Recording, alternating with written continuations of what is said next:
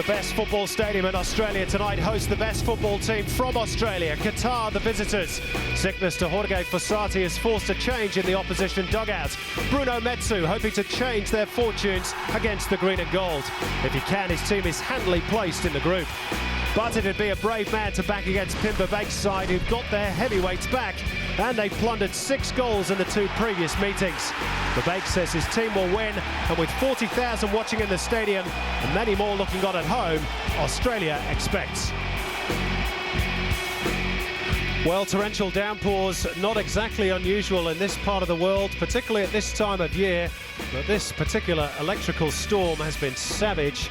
And after a half-hour delay, finally, we're about to get this World Cup qualifier underway. The Super Soppers have done their job, and a drenched Brisbane Stadium, as we're calling it tonight, will finally play host to the World Cup qualifier between Australia and Qatar. It's live and exclusive on Fox Sports, and also available in Fox Sports High Definition. Well, they've kept warm and dry underneath the stands for the best part of the last hour. And they've kept their patience, they've kept their humour. Those Qatar fans have kept their faith in their side.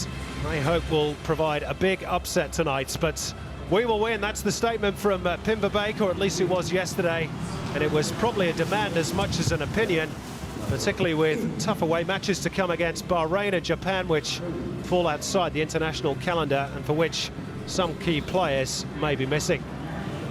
Some key players missing from the green and gold tonight as well. There's no Kuhl, no Grella, no Valeri, no Bresciano. No problem, says Pim, especially with Tim Cahill back. But Bake believing the depth is more than enough to defeat a Qatar side that's shipped 6 goals in the 2 previous meetings against the Socceroos.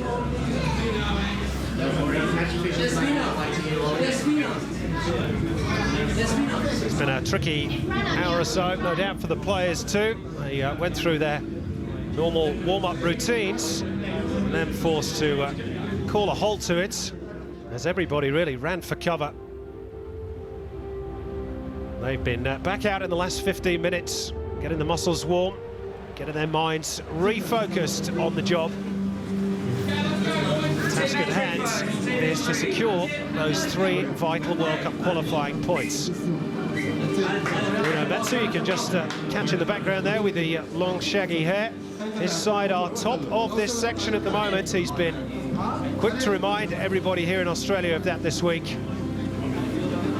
But if Pimba Bake's side can secure the victory that they expect to secure, then they will go to the top of Group A and move a giant step closer to World Cup qualification.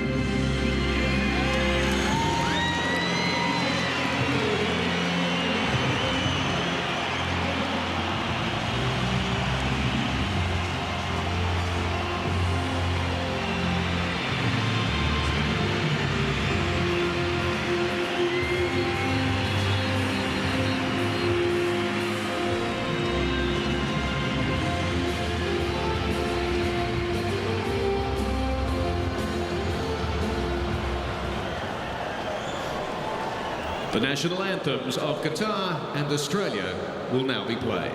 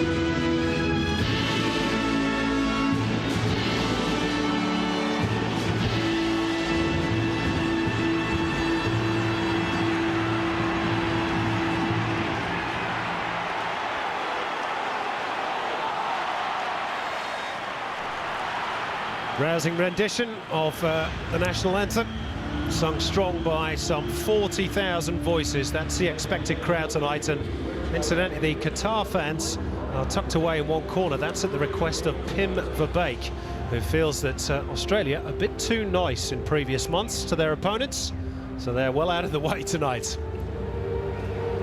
Let's take a check on the two-team lineups, starting with Australia. Pim Verbeek reuniting a back line, including the returning Craig Moore for the first time since the World Cup in 2006. Tim Cahill's reappearance a further boost against a team rather vulnerable in the air. Scott McDonald again goes looking for a first international goal in his 10th appearance for his country.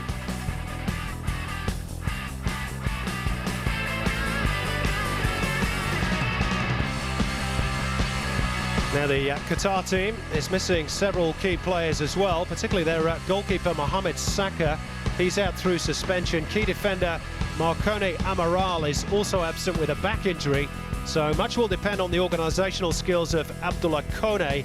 The naturalised South Americans Fabio Cesar and Sebastian Quintana will again pose the big threats going forward.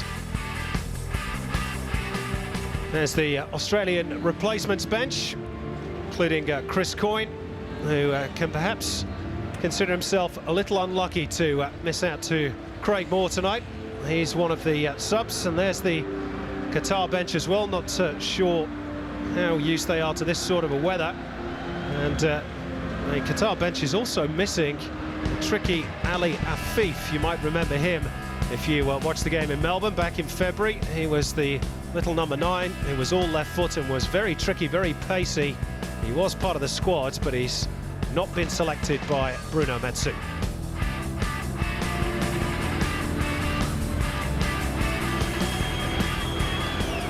Referee tonight is from Saudi Arabia, Khalil Ibrahim Al Ghamdi. It's his second trip down under in 5 months. He took charge of the Socceroos' defeat to China in June in Sydney. Pim Verbeek taking charge of Australia for the 12th time tonight. The same number of games Gus Hiddink finished with, but his compatriots, this World Cup, of course, is only just beginning. Bruno Metsu, meantime, says he's been thinking, sleeping, dreaming about Australia since taking over from the stricken Jorge Fossati. Well, now his dreams are over. This is his and his team's reality. Reminder, you can watch this game, should you desire, on Fox Sports High Definition.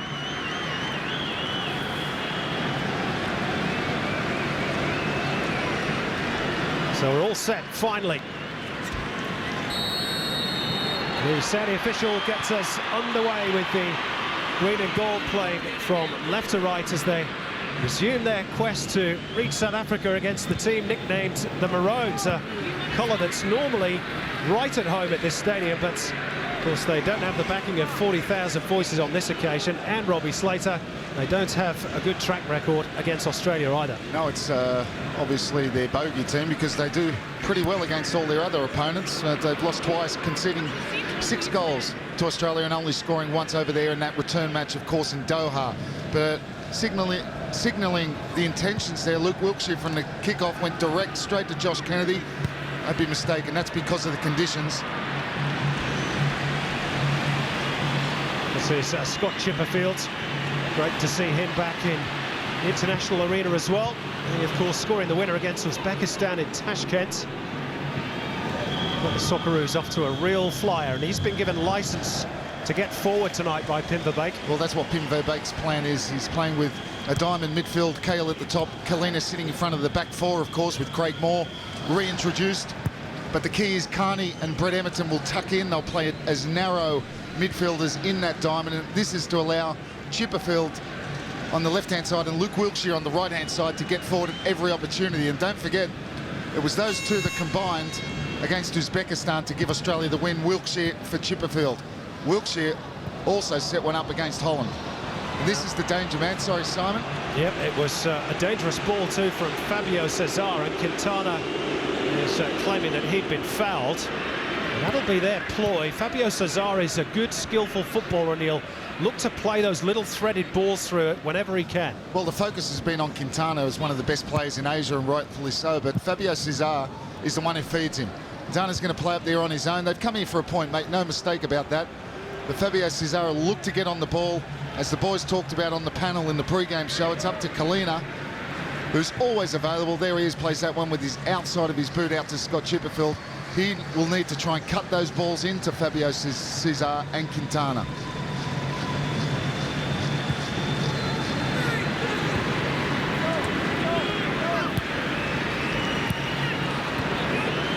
Australia trying to get their passing game going.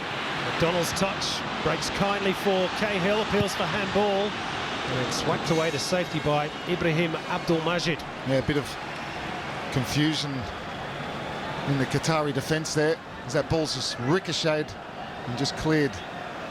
But a big night for Scott McDonald. It hasn't scored yet for Australia, 10 appearances. The focus has been on Craig Moore's comeback. You know, Cahill as well. Haven't seen him for 8 months. That one will go out as it's miscontrolled by Scott McDonald. But good chance for him tonight. Real Scottish conditions, Simon. Yeah, well, talking of conditions, he's had a lot of stick in the Scottish press, hasn't he?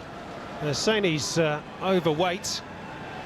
Perhaps saying that McDonald has spent too much time at McDonald's, but he's determined to prove a point tonight. Well, he's already got, what, 3 goals in the Scottish Premier League this season. So he's made a good start. He was, of course, top goal scorer of that competition last season. That's no mean feat. But the pressure is on him to get one for Australia. Foul on Abdullah Koenig. Scottish press, by the way, is saying that McDonald was 13 kilograms overweight. That's ludicrous. That's what Scott McDonald will be looking for. That's what Verbeek's looking for him to do. Play off Josh Kennedy when they do go direct. They've already done it a number of times in this opening 4 minutes. It's him to feed off the scraps off Kennedy, the flick-ons, anything that drops. 13 kilograms sounds a bit harsh. Well, he's always had that chunky build, but nowhere near that much overweight, if he's overweight at all. You see Carney there tucked in off the left-hand side, and that opens it up for Chipperfield. Ball's gone out, but that's the game plan. Those wide midfielders in the diamond to not play wide. It's to tuck in and open up the channels.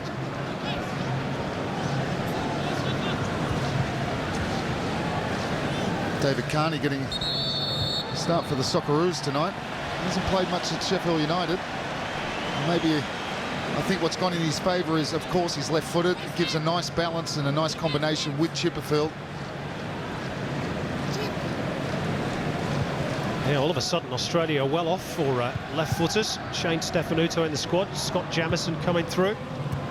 Nice problem for Ken Verbeek to have. Now, a mistake by Lucas Neal. Craig Moore was covering. Wiltshire has to be wary.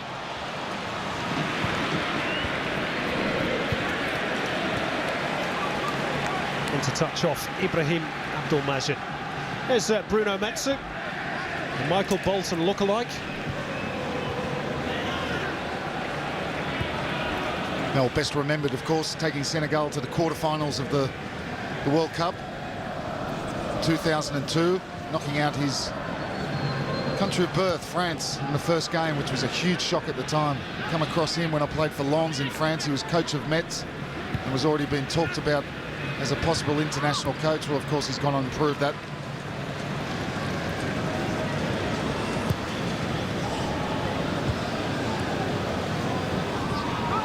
Now Fabio Cesar evades the lunge, really, of Jason Kalina. Just about kept in play, near touchline by Majid Mohammed. And then he was raking the heels of Luke Wiltshire. Well, we talked about the game plan for the Qataris, and it's proved to be the case. Quintana all up there on his own. Fabio Cesar just in behind in what is effectively a 5-man midfielder. And the wide midfielders, Majid Mohammed, Ibrahim, are there to try and block the runs of Chipperfield and Wiltshire.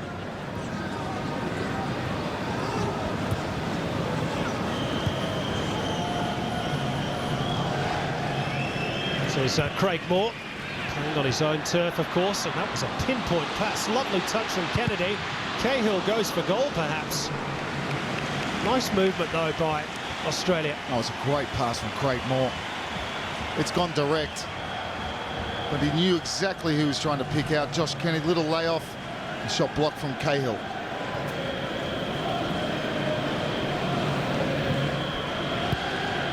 There's an important job for Kalina as screening the back four, but also for the tempo of the game. Josh Kennedy being double marked there. Two Qataris. Perhaps they've learnt their lesson from Melbourne.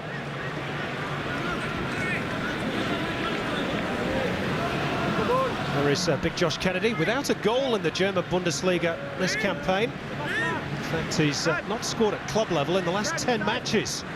Doesn't seem to affect his international form, though. 4 goals from 8, which is a good record by anybody's standards. Yeah, including a winner against Holland recently, that warm-up game in Eindhoven at the Philips Stadion, en route to Uzbekistan, and of course that great victory over there in their opening World Cup qualifying group. Wilkshire, Carney in space. Towards Kennedy, helps it on, Cahill! He always delivers on the big occasion. He's back, and he's scored for Australia.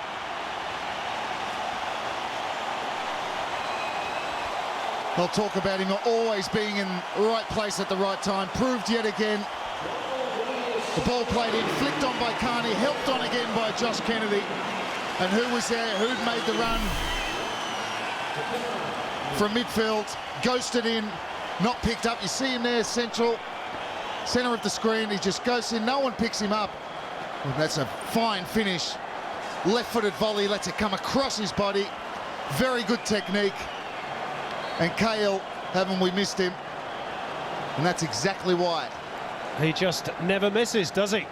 TC, he's top cat again, back in his homeland. Great start for the green and gold. Just what Pimberbeek would have wanted. And Bruno Metsu up there on the sideline, absolutely furious. They would have pinpointed Cahill, of course, and those runs from midfield, but well, there's many a club or country that have tried, but he just always seems to be in the right spot at the right time. Credit to Kennedy's aerial threat as well. Now a slip by Tim Cahill. Gives possession to Quintana. Craig Moore just bumps his man away. 1 or 2 boos from the crowd as the Qatari went to ground, but there was no appeals for a penalty kick.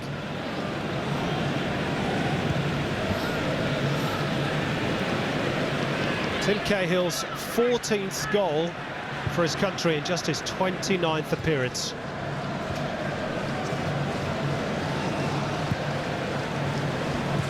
Here's another nice stat for you. Green and Gold have lost only 1 the last 30 matches in which they've been the first team to score. That was against Uruguay back in 2007.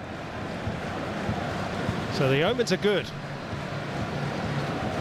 Well, it's not good for Qatar because that's what they did back in February in the first group of qualifying when it went to Melbourne, the Telstra Dome. They conceded early, 3-0 at half-time. Qatar got better in that second half, but by then really the game was over. Well, they've got another problem here, the Maroons. There's no doubt this will be flighted in with Kennedy and Cahill again the targets. Too deep. That's a poor ball, poor delivery, overhit. So important the delivery from set pieces tonight because Josh Kennedy, as we saw with that goal, is just such a handful in the air. And Australia's play this opening period has been very direct, and you can see why it's paid dividends already. Conditions perhaps playing a part in that as well. There's the possession stats which back up your claim, Robbie. 76 to 24.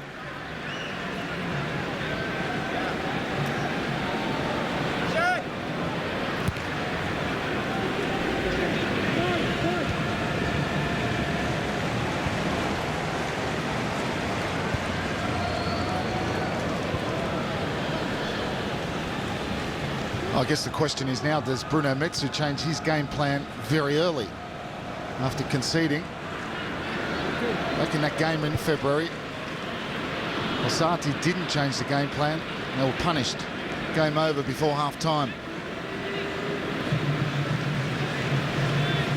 The trouble when you come back and you sit deep, top of your, or nearly on top of the 18-yard box, you have a player like Josh Kennedy, invites the other team to play direct. Cahill just got caught there. Yeah, play on. Could have played on the referee. Ball straight to Kalina.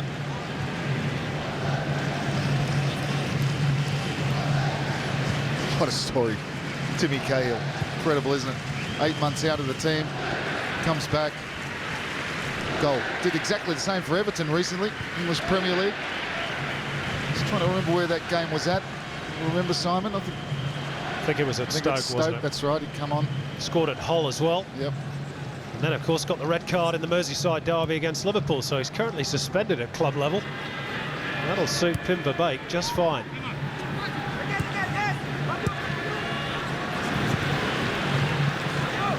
What we need him to do is to stay fit. Now, Bruno Metsu has just sent one of his players, Yunus Ali, down the tunnel. I don't know whether it's for a bottle of water or something. Just wondering whether it's perhaps for a shirt, or he's told him to do some stretching exercise or something. He is a striker. Must be going through his mind that this team has already been on the wrong end of 2 thumpings by Australia. Certainly doesn't want to countenance a third. His initial game plan has gone out the window already.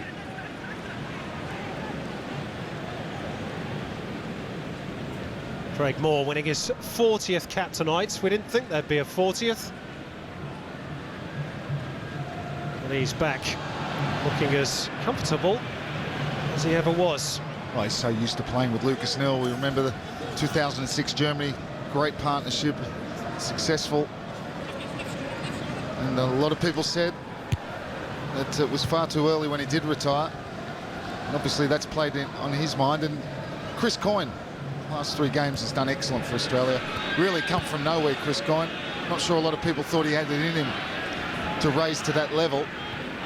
But I think once Craig Moore declared himself, leadership qualities as well, and the fact that his form is good with Queensland, I think it was a pretty easy decision for Pim Verbeek.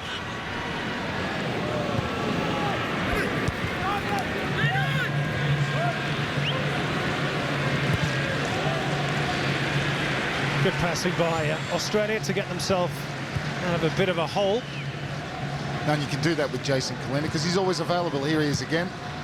And when the centre-half's in a bit of trouble, Kalina will always be there and is so good technically that you can play it to him even when somebody's on his back.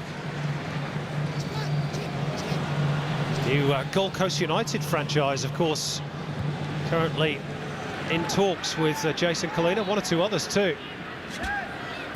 They've taken advantage of the Socceroos being pretty close by as they prepared for this game.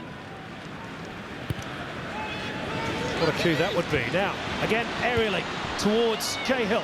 Qatar failed to clear their lines. Cahill is dragged down, and it is a penalty kick, and a yellow card is issued too. And Australia have the chance, perhaps, to put this game to bed, and we've only played 16 minutes. Well, he was just about to pull the trigger, Timmy Cahill. Again, it was just a direct ball. Bruno Metsu looks on. Kone with the yellow card, the foul. It was a stupid foul. The ball was dropping. Cahill's about to pull the trigger. A difficult chance, and Kone just gives him a nudge in the back, off balance. Referee had no hesitation. Well, Kone argues that it was just a meeting of bodies, but no matter. Tim Cahill has scored the first. Has he created the chance for Brett Emerton to perhaps finish the game off? Oh, the keeper nearly got to it, but Brett Emerton scores Australia's second. And the Australian supporters are on their feet once more. He gets a bit lucky, Brett Emerton. Keeper guesses the right way. It was at a good height for him. Abdullah Ali. There's the foul. Well, Simon, Kone's saying that, you know, it's a genuine challenge, but it's a nudge in the back. You can see there, puts him completely off balance. Challenge from behind. Here's the penalty. Should save it. Edmonton will take it. What I think makes that one going is the pace on the strike, but really having guessed the right way, and at that height, the keeper should have saved it. Well, it's deja vu. It's Melbourne all over again. Qatar, all their best laid plans have been laid to waste the first 17 minutes. Well, to be honest, from the outset, they've sat back. It's been evident to me, looking on, that it's just a gulf in quality between the two sides, really.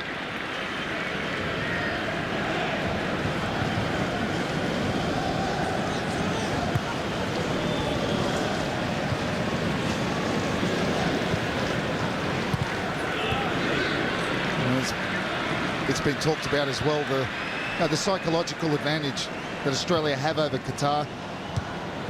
There's no doubt about that. Well beaten in their two games. They had more of the game in Doha, as you'd expect, but still Australia 3-1 winners, fairly convincing. And they look like a team that are really scared of their opposition. No foul on Carney on that occasion. Yeah, for my money, Robbie, I don't know how you feel, but I wasn't even convinced they were the second best team in the previous group. No, I'll have to agree. I think Iraq were for me. Of course, Iraq will say that they should be in this phase due to the ineligible player that Qatar fielded, Marcio Emerson, which was turned down, that Iraqi appeal, by FIFA. And you think of the two games Australia had against Iraq. Here was a tough match, won 1-0. Harry Kewell with a great performance and a great goal to win that game, but beaten 1-0 over in Dubai, and well beaten by Iraq.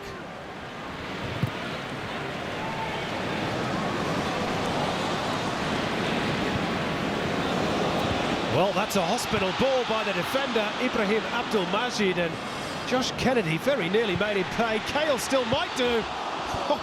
It flashes inches wide of Abdulaziz Ali's post. That's smart. They're all over the place, Qatar. They were. It's an awful back pass to the keeper. And it wasn't a very good touch by him either, but brilliant thinking by Tim Cahill. Look at the touch there, heavy from Ali. Goes to Tim Cahill eventually. They didn't play it out properly. Look at this for quick thinking.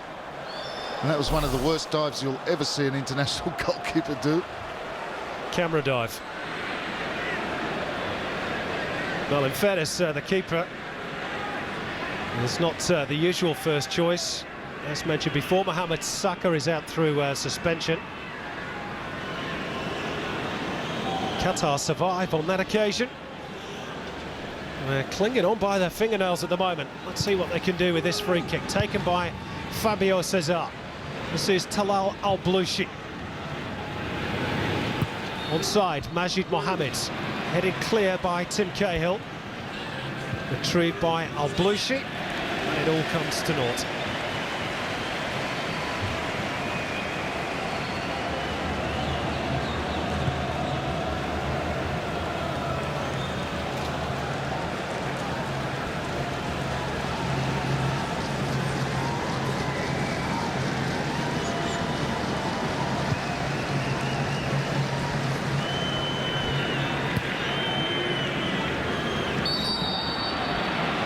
Josh Kennedy penalised on that occasion. I have to say, I thought that was the other way round. Well, they just can't deal with him at the moment.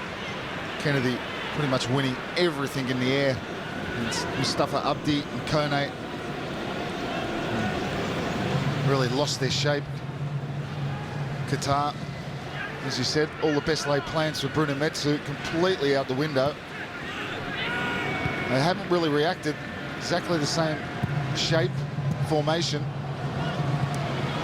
Really, when you have this gulf in quality, I mean, what can you do?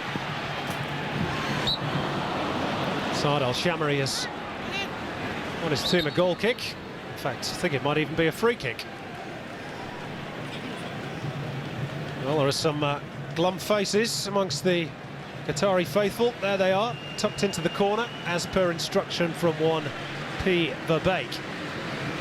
He said that the game against Iraq, the supporters were in the middle bay, right behind that goal. He feels, quite rightly in my opinion, that Australia need all the advantages they can get. This is Quintana, first real opportunity, and it's only a half chance for the Uruguayan-born striker.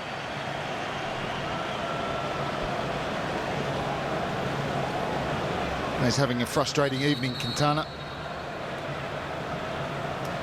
Big name in Asian football he had. Majid Mohammed making a break on his right-hand side.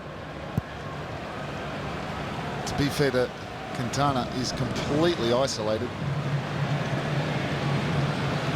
Here's the man who's doing all the damage for the green and gold, Tim Cahill, held up by Al-Shamari. Majdi Siddiq in a battle with the corner flag and the ball.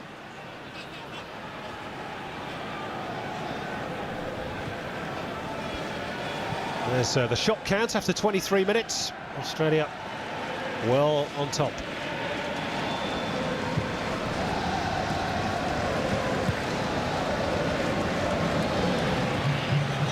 Bit aimless from Lucas Neal.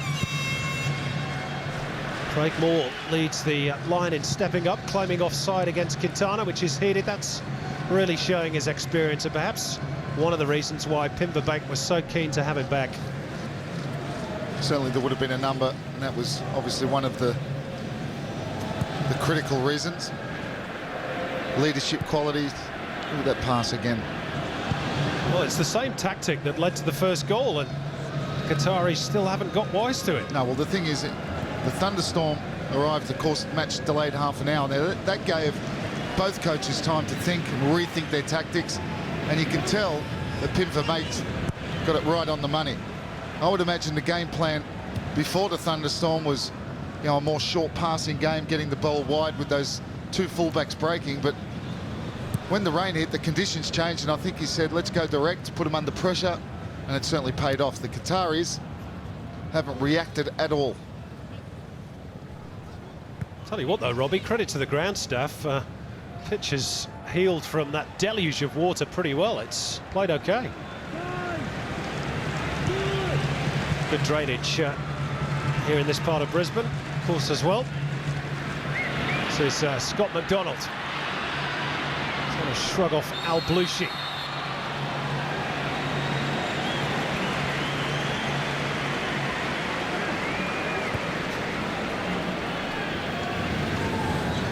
Chipperfield.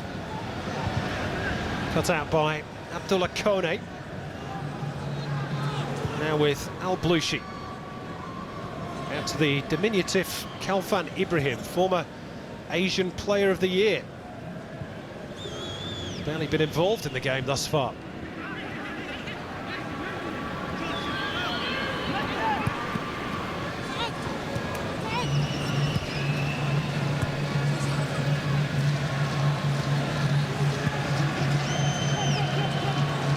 Fabio Cesar, naturalised Brazilian, to Majdi Siddiq.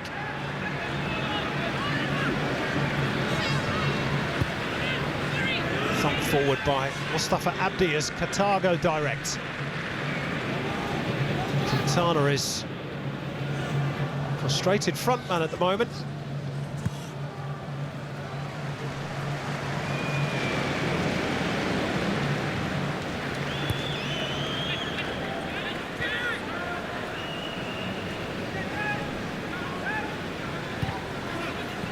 Emerton, first time to Wilkshire. Lena takes over. McDonald's darted into space. Emerton. There's a Brett Emerton amongst the goals at international level at the moment. 2 against Qatar in Doha. Now another one from the penalty spot, taking his Australian total up to 15.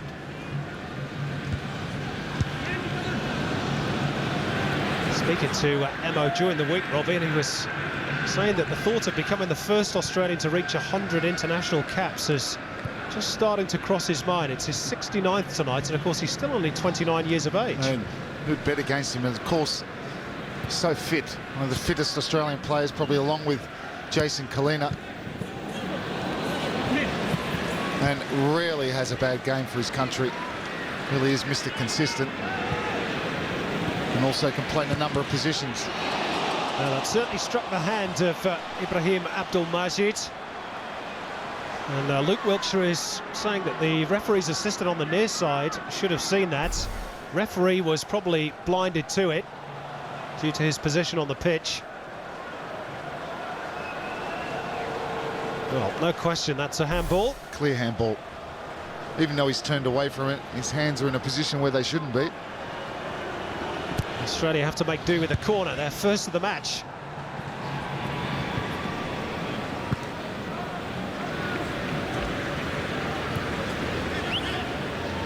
Socceroos didn't win a single corner against Uzbekistan, their last qualifier.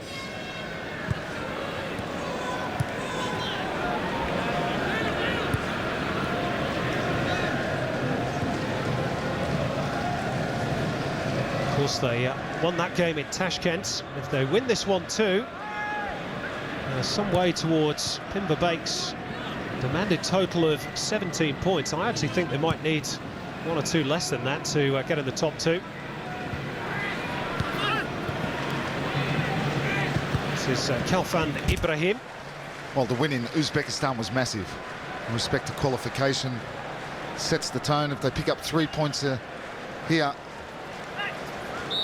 6 points out of the first two games sets them up very, very nicely. Of course, at the back end of these qualifiers, they'll have 3 home games in the last 4 matches. But he'll know, Pim Verbeek, that there's still a lot of tough games ahead. It's a lot different than we saw with that loss to Iraq in Dubai. Conditions in the Middle East a lot different to here. Now this is Quintana trying to create some space, and credit to him, he did at least find a metre or two to get the shot away. That was good skill. He feinted on his left-hand side, took 3 Australian defenders with him.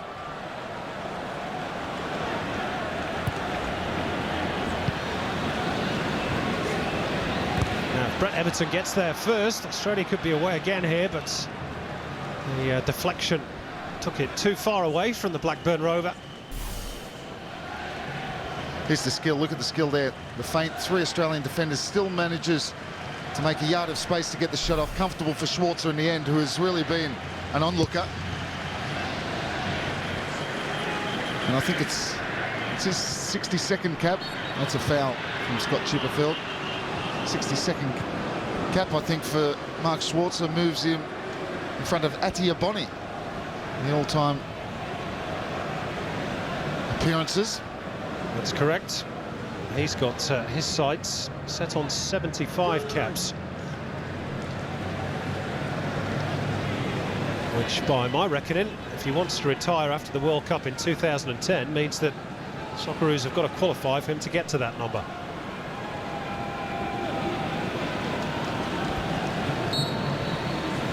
Half an hour played. Maybe a chance for Qatar to put a bit of pressure on Australian goal. Fabio Cesar, it was an awful long way out. That was a good 35 metres. Have to have been some shot to beat Schwarzer from there. Well, he is Brazilian. Well, at least he used to be.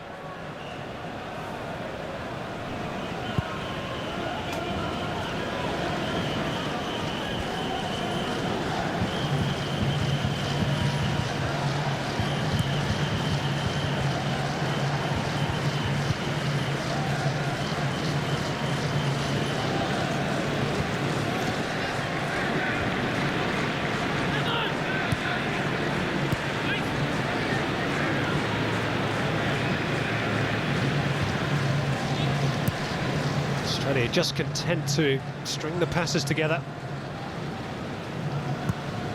Wait for a space to appear.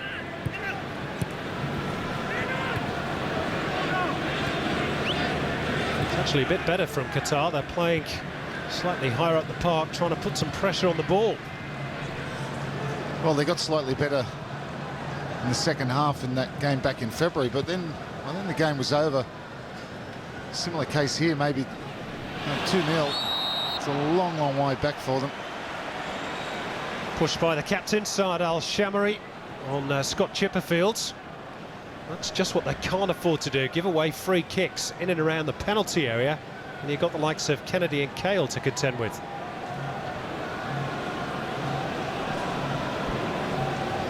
They've just been joined by Neil and Moore too. There's the foul count, which is up to 13 all up. Australia going in search of a third goal. Wilkshire's delivery. Australian corner off Ibrahim Abdul-Majid, who's taken a bit of a knock too.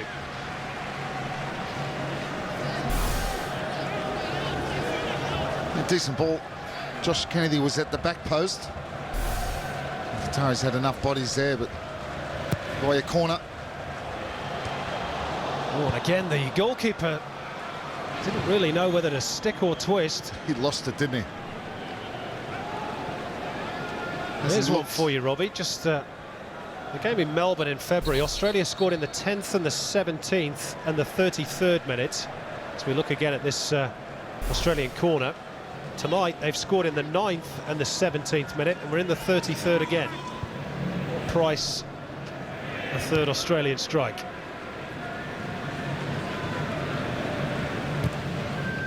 Technically, the 34th. You could say that.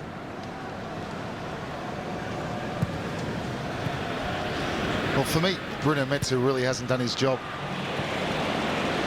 in his research of this game. They've sat very, very deep. First goal comes from that. Sitting back practically on the 18-yard box. There's one thing being compact defensively, but when he had a look at this game, and he should have known that Scott McDonald and Josh Kennedy were really not two strikers who were going to beat you for pace at the back. Therefore, can allow you to push up a little bit higher up the park and track the runners who have a bit of pace, i.e. Brett Emerton, maybe the fullbacks, but really Kennedy and McDonald certainly in behind and not as much of a threat. But if you sit back on your 18-yard box, then Kennedy becomes a massive threat. Well, he said he's thought of little else over the last few weeks, Bruno Metsu. Whatever he was thinking, it's not worked yet for his team. They do have a free kick. Foul by Lucas Neal on Sebastian Quintana. It's just really a clumsy challenge, and really maybe a little bit of a soft free kick, that one. Certainly Lucas thinks it is. Lucas Neal probably, well, for me, was man of the match in Uzbekistan. Real captain's role, and really back to his best this season. Well, Fabio Cesar had a dig at goal last time they got within striking range. This one's a little bit closer. Looks like he might be about to tee this one up instead.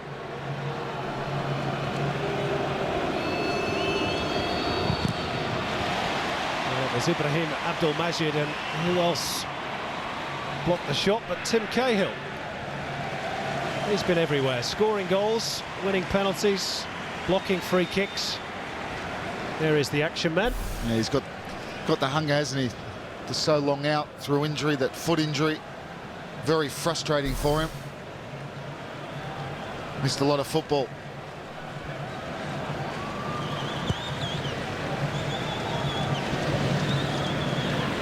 Again, Kennedy climbs highest, and the space in behind if Australia can exploit it.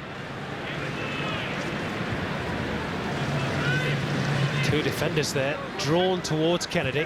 They can't forget about the others. Scott McDonald just sniffing for the opportunity. He would love a goal. Yeah, just Kone there with that header back to his goalkeeper. I'm not sure if that was meant. They got a little bit lucky. See here, Wilkshire, he's just hitting an area. He's just lifting it up there, giving it plenty of air. And again, they were deep inside their own 18-yard box, just asking for trouble.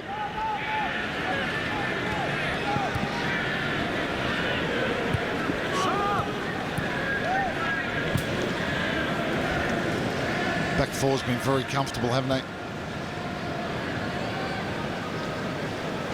Well, Most of the time they've only been dealing with Quintana, who is a handful. He can't play them all on his own. What they're good at doing, Lucas Neal and Craig Moore, particularly anything in front of them, they're very, very strong. And Quintana hasn't managed to break the line, and he's had no help from any midfielder. There really has been no urgency to get forward. And if you're going to play a 4-5-1, in an attacking sense at least, now and again, one of your midfielders has to go up and help the striker. What they are starting to do is pick up quite a few free kicks. And Australia just need to keep their concentration.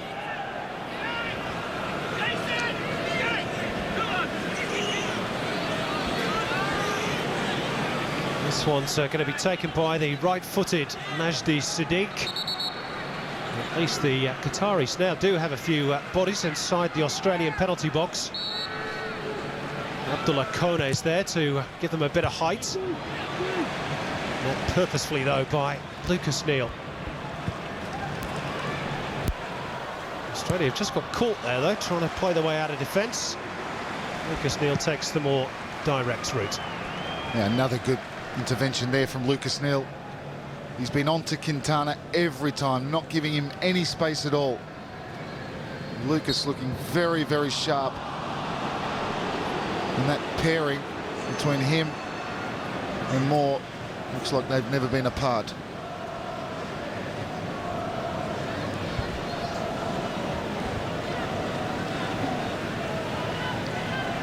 Another free kick for Qatar. Numbers starting to add up. This time a variation. Square for Fabio Cesar. Again, it's a long way out. Well, Schwartz is very happy to see him hitting free. Pretty good first touch. Just gets underneath it too much and a backspin on that ball. Instead of dipping, it keeps rising. That's because he hits it full on with the laces.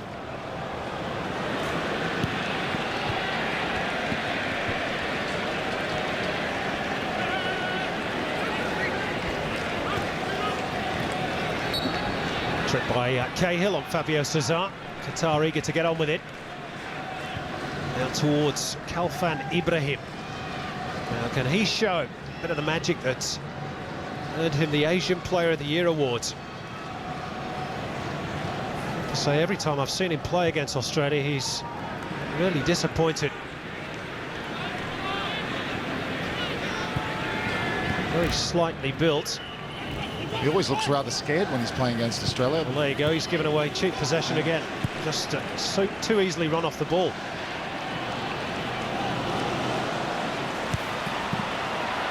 Now, play on. Bruno Metsu in the Qatar bench thought the ball had gone out of play. McDonald's done well to hold it up. Wilkshire offering support. I think that the Qataris might have had a point there. It's as though the ball had crossed the line. It's holding by McDonald's.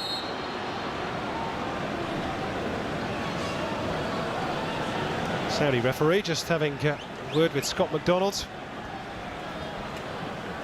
No yellow cards yet in this game. Those that are for Australia, that is. Of course, Abdullah Kone was booked for Qatar, but those in trouble of possibly being suspended, David Carney and Craig Moore. The other one being Brett Holman, who's on the bench tonight.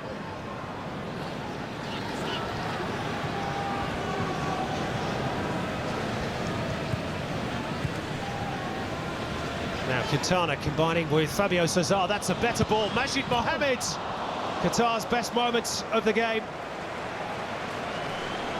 They got him behind Australia. Majid Mohammed on the left-hand side. Fabio Cesar, the architect. Well, for the first time, bit of creativity. Get caught a little bit square, Majid Mohammed. Quintana just arriving too late. So that ball skidded across the face of goal.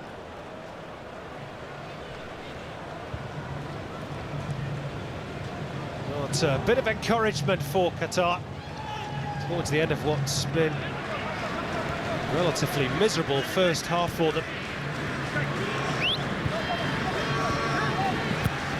to believe they're leading the shot counts. Most of those have been from about 30, 40 metres.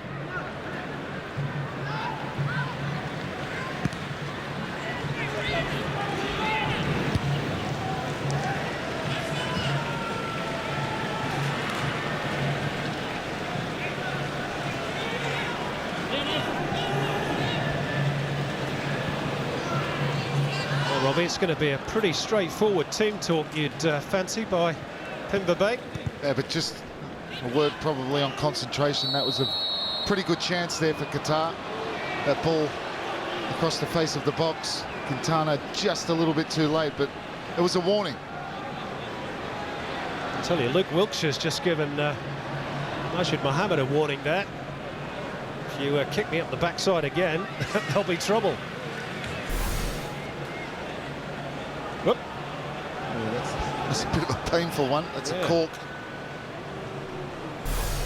Let's see if the referee saw there was a deliberate knee to his backside.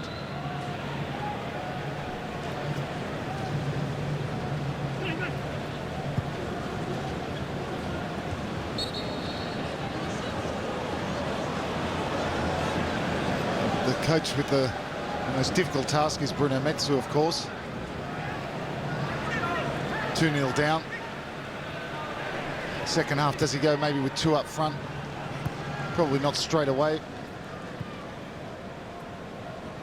I'm certain that some of his key players have been disappointing. Ibrahim, as you mentioned, Simon. Well, it's a difficult one for the Frenchman, isn't it? Because if he does come out and try and attack, he could well end up getting flogged 4 or 5-0, and this group could well be decided, or at least some of the placings on goal difference. Under the top 2 to go through, and then third place gets to play in a playoff. This is Majdi Siddiq. Molina went a bit too early. So did Siddiq. Well, that's a poor ending, but good positive run from Siddiq. We've hardly cited him. There, at least he showed a willingness to break forward. Well, as he's tried to turn and hit that, he's really off balance. There he dummies to shoot, keeps going, and then really should have done better. Maybe a better option just on his right-hand side. Only to hit it from that angle, difficult task. It's going to be 2 minutes of additional time at the end of the first 45. According to our stats, every single shot that Qatar have had has been outside the box.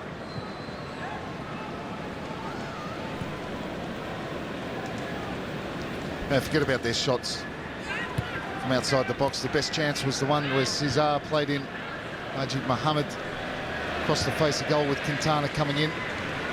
That's the one that Verbeek will focus on. They got caught a little bit square. Do you think that Pimba might be looking at his bench for 15 minutes of the second half, maybe even at half-time? They've been reasonably comfortable. I couldn't imagine him changing at half-time.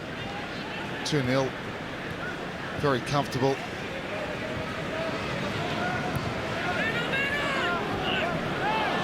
Well, 15-20 minutes maybe into the second half, depending on how the scoreline goes, of course.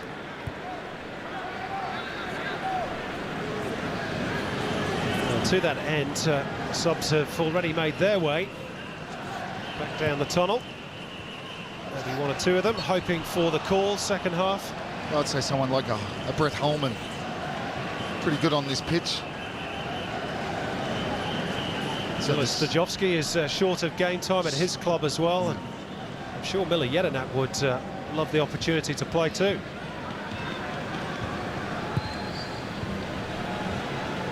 Molina just hangs one up there inside the Qatar penalty area.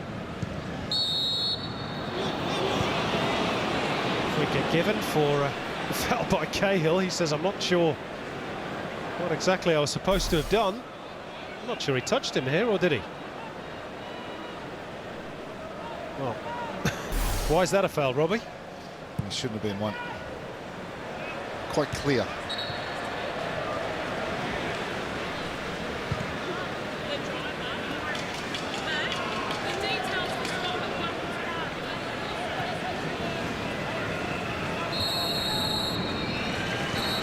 The end of a very, very comfortable first half for Australia. Tim Cahill on his return to the national team after 8 months out through injury with the opening goal after 8 minutes. He then won the penalty after 17, which was converted by Brett Emerton. It's been pretty cruisy for Craig Moore, Lucas Neal and co. At half-time in Brisbane, it's Australia leading Qatar by 2-0.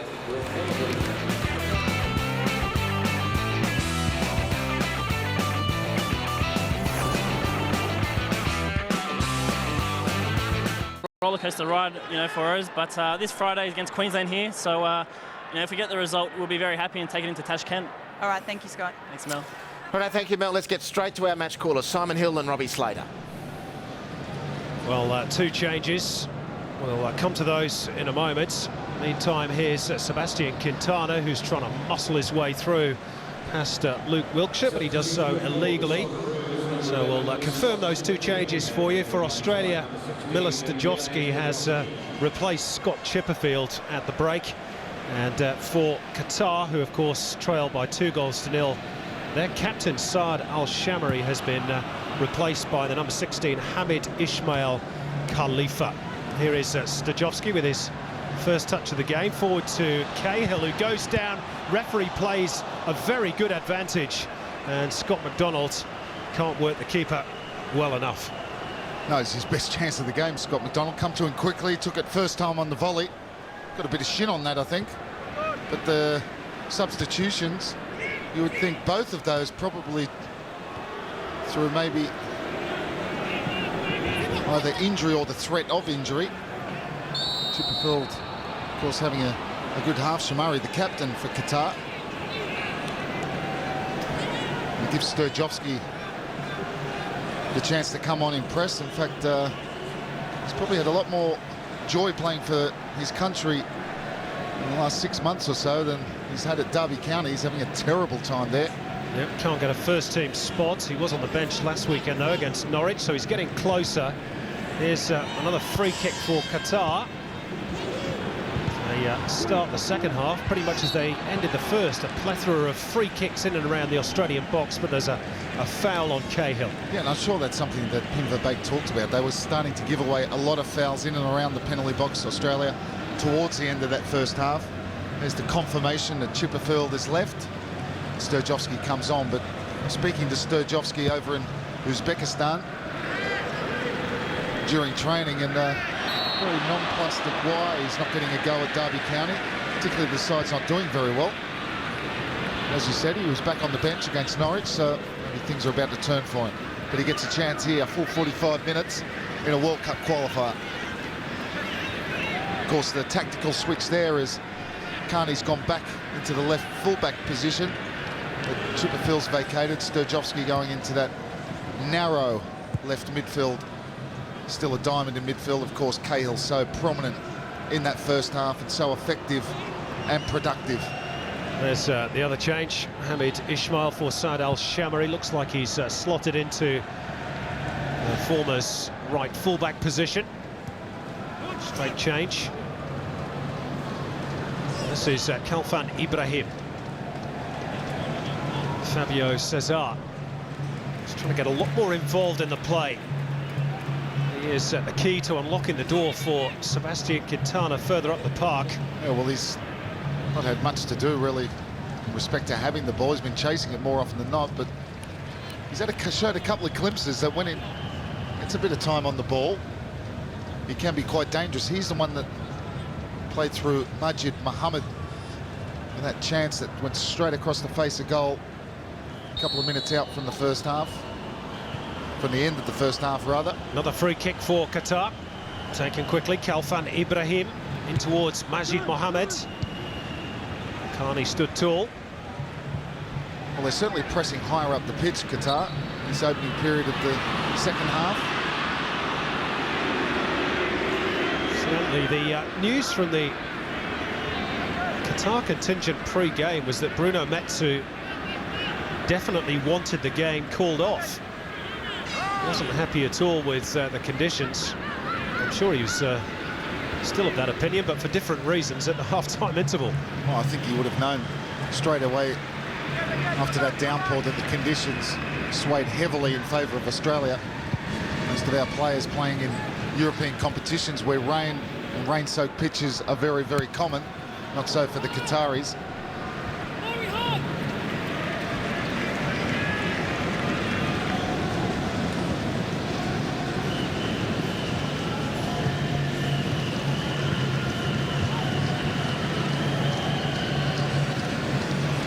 Well, Qatar's record in World Cup qualifiers, Australia aside, is pretty good, it has to be said.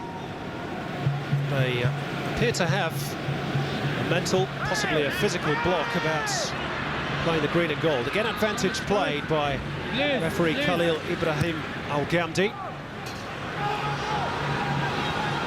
Qatar away down the right through Khalfan Ibrahim, who's seen a bit more of the ball second half. Pass Neil, gets a shot away too. It's better from Qatar. Well, we said about Ibrahim, very disappointing every time we watch him play. That was a bit better. He's had a couple of good touches in this first half, and that was a much more positive run. Not a great finish. Now just look at this, Robbie. This is a handball by Abdullah Kone. For me, that's deliberate. And the guy's already on a yellow card for the penalty conceded in the first half. Agree or not? It was definitely a handball, deliberate, which is, by the letter of the law, a yellow card. Second bookable offence.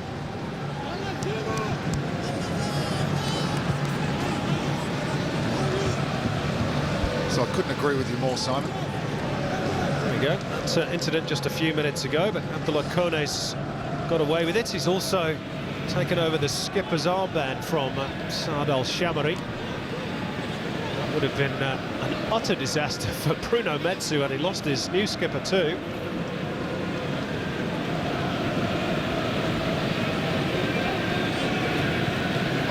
For me, the question is now how hungry are Australia? You talked about goal difference maybe being crucial come the end of this second group of qualifiers, and Australia in a great position now to press forward and see what the hunger is there to get more goals.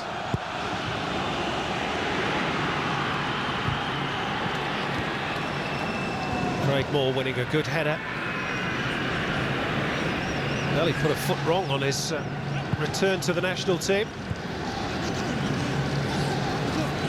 And it's not been his most strenuous exercise thus far. His 40 caps. There he is, one of only 4 Australians to score a World Cup finals goal. Penalty against Croatia in Stuttgart, that famous night. Australia are closing in on another 3 points towards potential repeat in South Africa.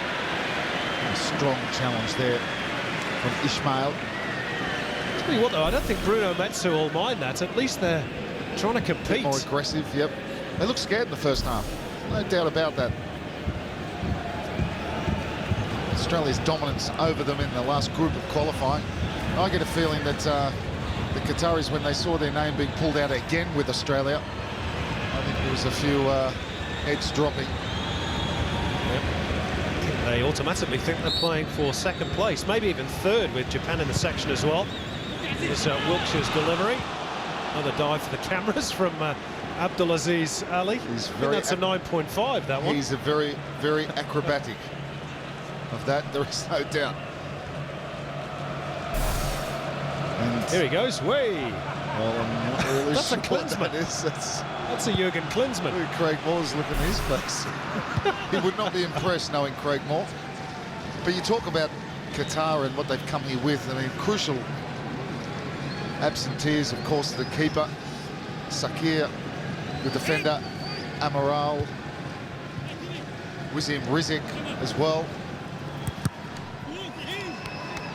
So quite a few problems that Bruno Metsu had to deal with. And really, the ones who have come in, it's just really not been good enough. The other thing Metsu's got to deal with for his next qualifier, we talked about Abdullah Kone being fortunate to escape a second yellow. Well, it was his second yellow. That first yellow, if you see what I mean, in the first half of the qualifier. So he's suspended for their next game as well.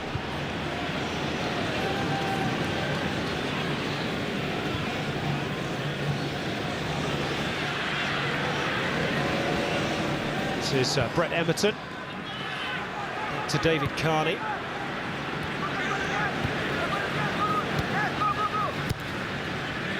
There's a bit more energy about Qatar. That's a good climb, though, by Kennedy. McDonald's touch was a bit heavy. Australia will get a corner.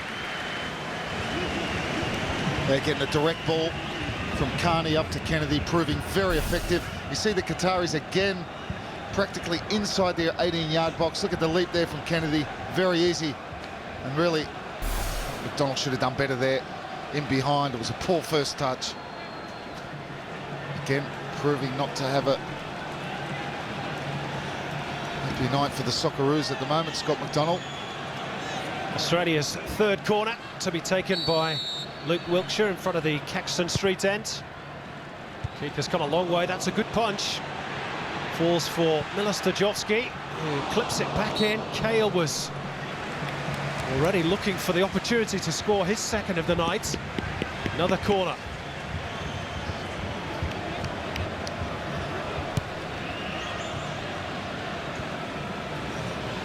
Corner taken short. Wilkshire, change of angle. Quintana back there, helping his defenders out. Oh, no defender really wanted to go for that ball. He'll get away with it in the end. It's a foul for Craig Moore.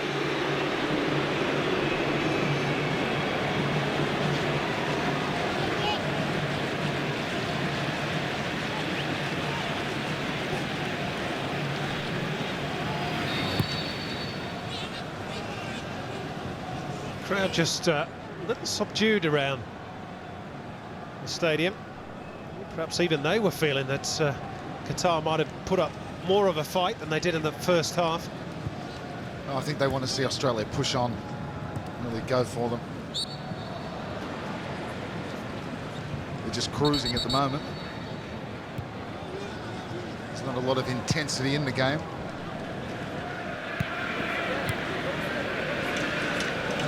This is Miller-Stajovski. Cut out by Majid Mohammed. Qatar string some passes together. Khalfan Ibrahim to Majdi Siddiq. Fabio Cesar. Ibrahim Abdul Majid on the overlap, but hadn't got that far upfield when the pass arrived. Credit to Luke Wilkshire as well, who raced back to cover. The dynamo from Moscow.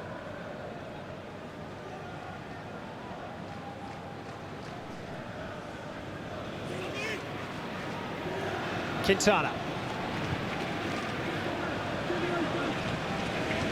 Majid Mohammed. Really had Qatar's best moments of this match thus far. He was released by Fabio Cesar.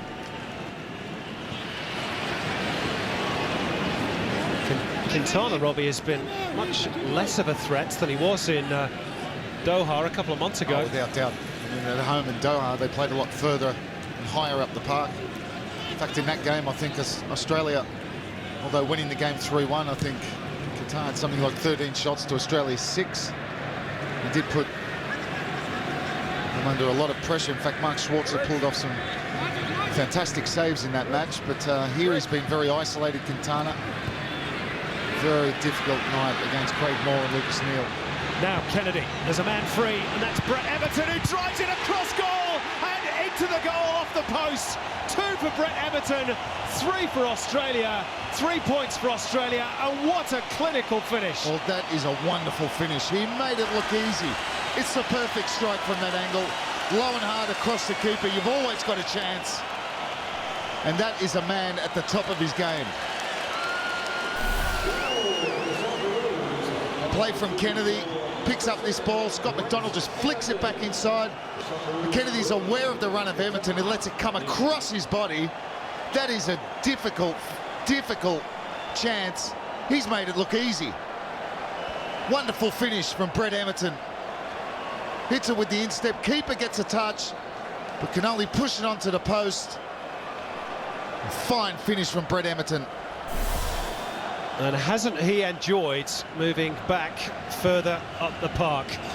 2 for Brett Emerton, just as it was in Doha a couple of months ago. And if the result was in any doubt, and I'm not even sure it was even up till that moment, it's not now. As it was in Melbourne, it's 3-0, and Australia, good value. And now, really, Robbie, it's a matter of how many. I think that's why you talked about the crowd being subdued, and I think that's what they're feeling. I think, without doubt, the quality from Qatar hasn't been good for what is, you know, such a high-level, important World Cup qualifier. But I think they wanted to see Australia push on and go for more goals. Well, they've got one now from Brett Emerton. As you just mentioned, it's just a question of how many now. Still a long way to go. Majid Mohammed's ball in.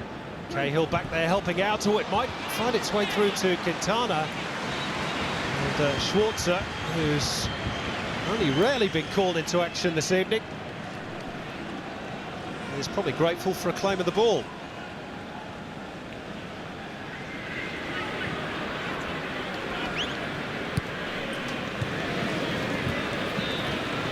Emerton, by the way, as you saw from our caption, has become the first Australian to pick up a yellow card tonight.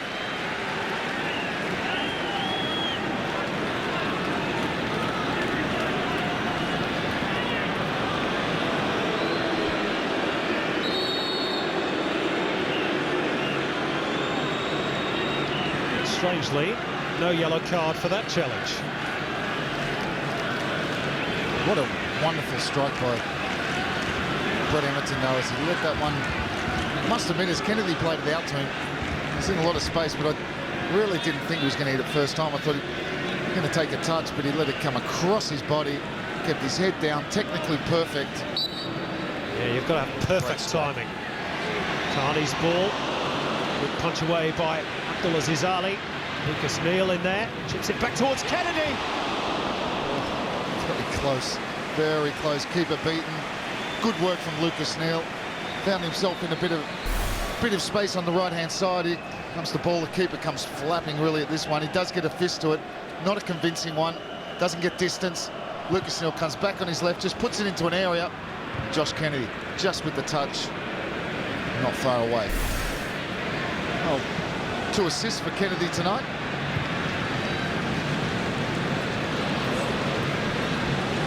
Now, Jason Kalina just caught a little flat-footed. Sees Majdi Siddiq. Qatar have 3 in this attack, and there's a push by Craig Moore just outside the D on Quintana. Yeah, I think it's a foul. Fair play. Quintana went for it, but you got the last touch as Craig Moore committed himself. There, the ball's gone. There is contact. Clearly a free kick. Well, this is a much better position for the likes of Fabio Cesar. Maybe Quintana's going to take it himself. Certainly looks that way. He's probably saying, look, You've had 2 goes. and I haven't had a kick of the ball all night. And I just won the free kick. So I'm taking it.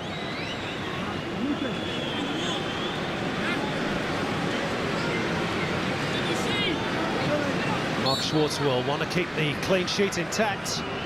He's asked for Lucas Neal to guard the post. It is Quintana. And again, it's Tim Cahill. Oh, he just goes for force. Quintana, not really difficult when the wall's set in place there. Looking to hit a gap. Tim Cahill with some afters with Kone's getting in between. Number 13. Mustafa Abdi is... Not sure they even speak the same language, but there's not much doubt as to the fact that they're not getting along at the moment. 2 captains getting involved as well, Neal and Kone.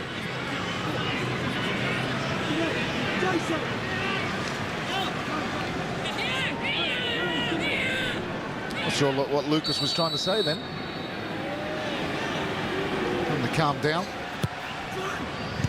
Corner's an out-swinger off the head of Josh Kennedy towards Scott McDonald,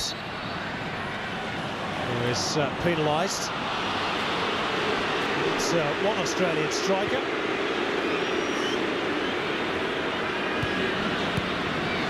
Who could really do with a goal. Australia have found 3 tonight.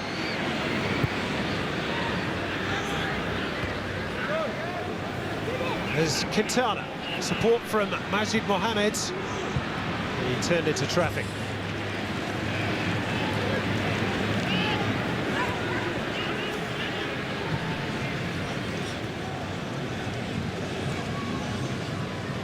This is Ibrahim Abdul Majid. Showed too much of it to Wiltshire. There was a terrier in the tackle. Cahill laid it off. Emerton. Oh, that's a late challenge on Brett Emerton, and he's furious with that. Again, good advantage played by the referee. He's been pretty clever with those advantages, and now he brings back Fabio Cesar and shows the yellow card, I think, in fact, to Ibrahim. I was going to say Abdul Majid, but in fact it's Al Blushi. So I've got it wrong twice, but I hope the referee hasn't. Well, you got the yellow card right. It's a very poor late challenge. It's a poor challenge. Good play down the right-hand side, good combination, Emerton and Wiltshire. But good refereeing. Saw the foul, but played the advantage, comes back and books the player. And he's another one that's going to be ruled out for Bruno Metsu for the next game. That's his second yellow card of the qualifiers too. Oh, this game is... I think in Doha there was quite a few yellow cards. In fact, the Australians picked up 5 in that match over there. 3-1 victory. Well, of course, they're going for a record here. They've got 2 times against Qatar. They've got 3 now. Can they go on and get another one?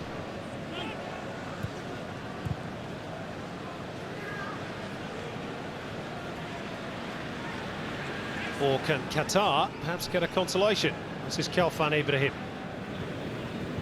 His father was also a Qatari international some years ago.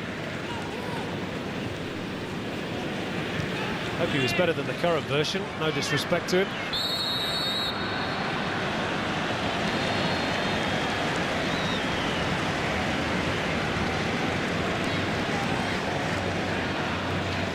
There's an interested spectator, Robbie. There's the Duke of Zagreb, Mark Viduka. Wouldn't we love to see him back in the green and gold? Oh, back playing football. I'm sure Newcastle would love to see him back in the English Premier League.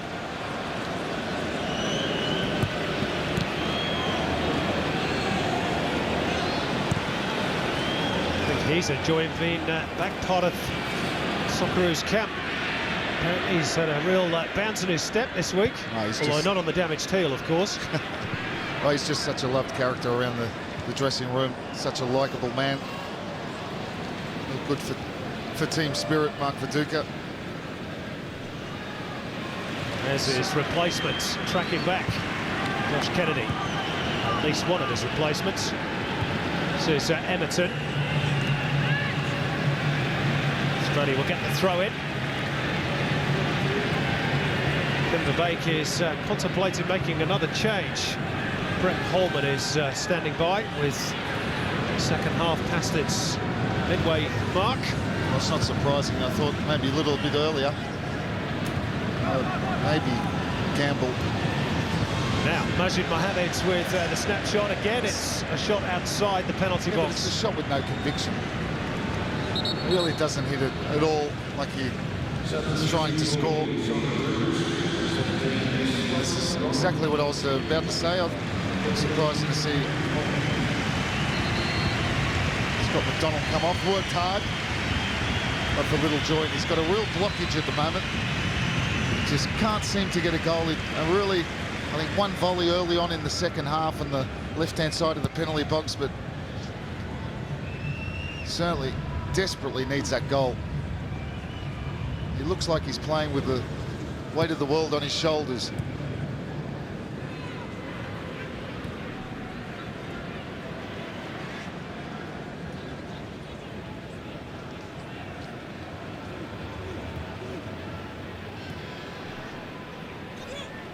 Well, of course, Mark Viduka had to put up with those accusations, both in terms of lack of goals for his country and on occasion his weight as well. So I'm sure he knows what Scott McDonald is going through. Hopefully they'll both soon be back amongst the goals for club and country. Well, as one of Australia's great goal scorers, I got one, I think.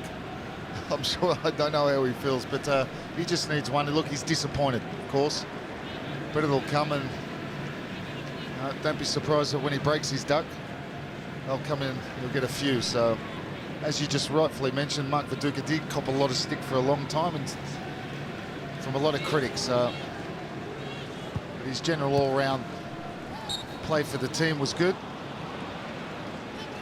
Work rate, but just not coming off for him at the moment. I have to remember the great story about when Chris Hiddink allegedly met Mark Viduka for the first time and he prodded him in the stomach and said, "Hello, Tommy.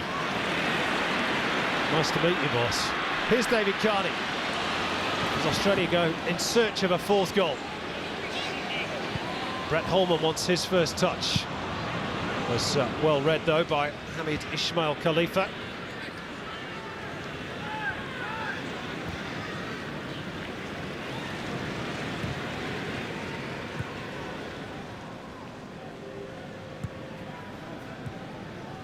Holman.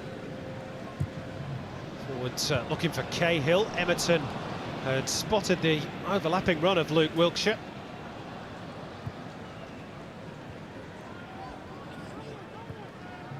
Now Majdi Siddiq. Sidesteps Stojovski. Forward for Quintana.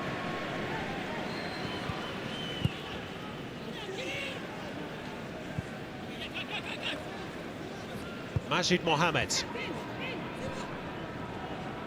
Even Quintana's touch has not been as sure as it normally is tonight, and perhaps that late challenge on Stojovski is just a bit of frustration. It is frustration. He's had little help, let's be honest. And it's very tiring playing up there on your own. And, Lucas Neal and Craig Moore, very tough customers, and really they've controlled him really with ease tonight. He was quite vocal before the game, Quintana, about Qatar's possibilities, but they've all proved rather false. They've been quite simply poor in this match for me.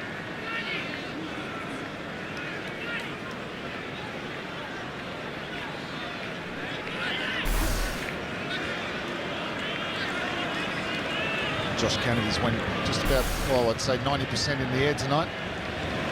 Still doesn't have a goal, though. Is this his moment? Up towards Cahill, who tries to knock it down for Kennedy and then blazed over the top by Brett Emerton. Well, he is in supreme confidence, Brett Emerton. He's tried a half volley, impossible angle. What about this for a leap from Timmy Cahill as he jumps up, gets that across, and for once Kone was well positioned. Timmy Cahill looking across. Brett Emerton with a wild swing of the left boot for that one. Referee just had a word with the Qatar captain Abdullah Kone there. Not sure whether something was said off the ball. If it was Kone, he's walking a very fine line. Stojovski, Australia a bit narrow. It was Kone who made the block. Craig Moore's header, slightly off the radar so far as Luke Wilkshire's concerned. Maybe you see Stojovski pick that ball up here. Josh Kennedy made a diagonal run, but 5 Qatari shirts all retreating. Can't defend like that.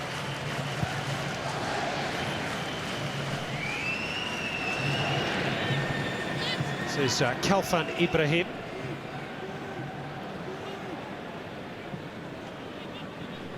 Well, he's trying to take Australia on his own. He's not done too bad a job. Eventually support a rise from Ibrahim Abdul Majid. Yeah, but it's all too slow, isn't it? It's too predictable.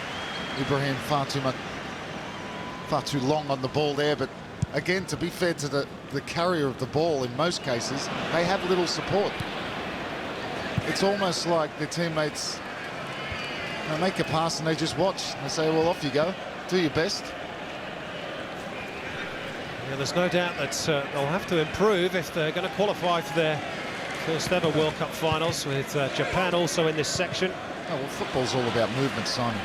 You see the Australians when they pick up the ball, and times in the second half it hasn't been the case because they haven't needed to. But when someone picks up the ball, you have runners. You've got a lot of movement. Colleen is always available. Cahill wants to go beyond the strikers. Kennedy moves across the front line. McDonald did when he was on. Emerton, a little bit like Colleen, are always available on that right-hand side. Qatar, it's exactly the opposite. Very static. And in Cesar, they do have a playmaker. There's a man with a lot of... Well, he's going to have a lot of questions to answer after this game. Or maybe a lot have been answered.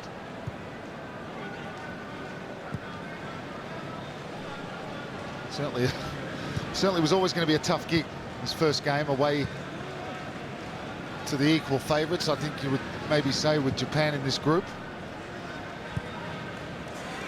To Metsu's credit, he tried to play the psychological mind games as well, insisting the pressure was on Australia. This is great movement again by the green and gold. Beautiful flick by Cahill to play in Holman.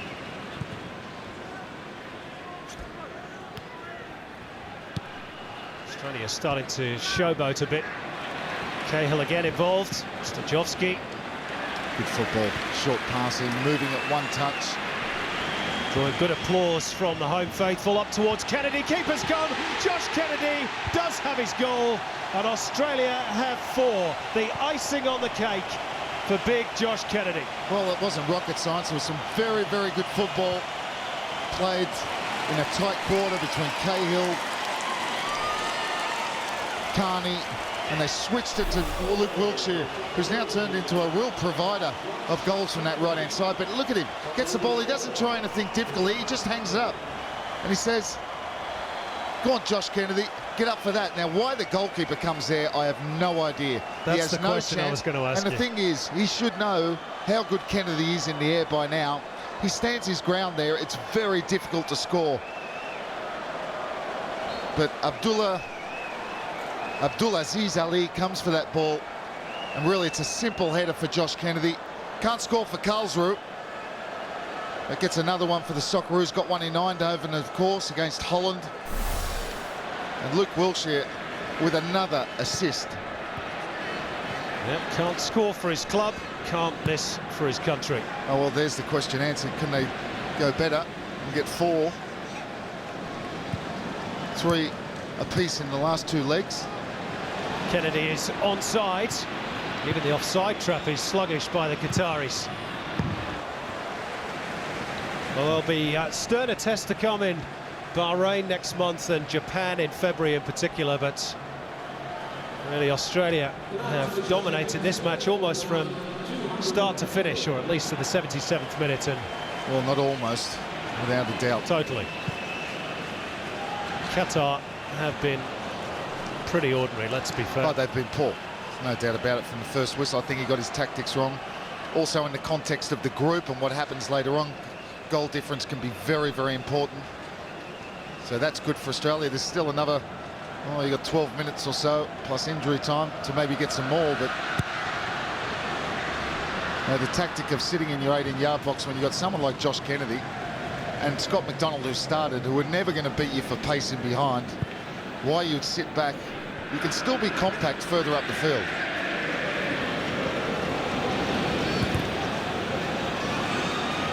It came off Majdi Sadiq. It'll be another corner. Oh, they just want it to end now, Qatar. Well, Bruno Metsu was even applauding that that block.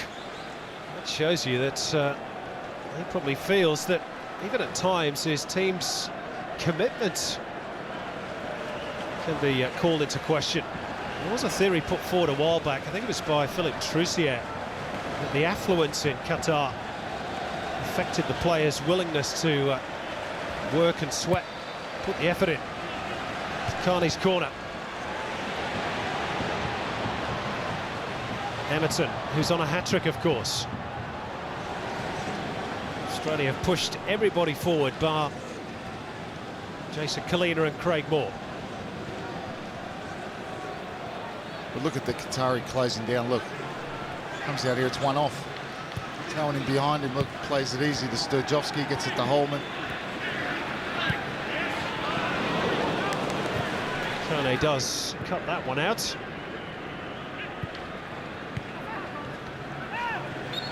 And ball by David Carney.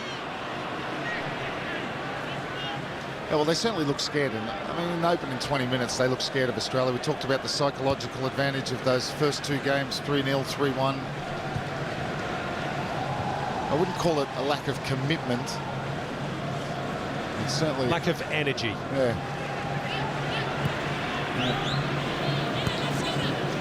They don't want to try, but they don't always want to get the ball. Now, Khalfan Ibrahim in behind. Oh! Well, that just sums up Qatar's night. That's a Ronnie Rosenthal moment for Sebastian Quintana. It was almost too easy for him, wasn't it? Get the bus running, says Bruno Metsu. Scored a lot of goals. Quintana won't get an easier chance. Very good work from Ibrahim. Been waiting for this play to do this. Cuts it back on a plate. Maybe takes a bit of a bobble, but still with a bit of technique there, and he's got it. Head over the ball. He just stroked that one into the net. That just about sums up Qatar's night, really. And I think I was being kind saying there was a bobble.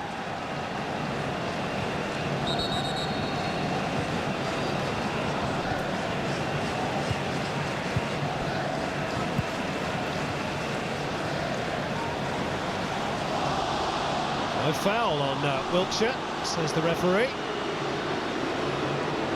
Draws a few gasps of disapproval from the crowd. Well, if he doesn't give a foul, surely should give a free kick and to Qatar and a yellow card for diving. It's one or the other.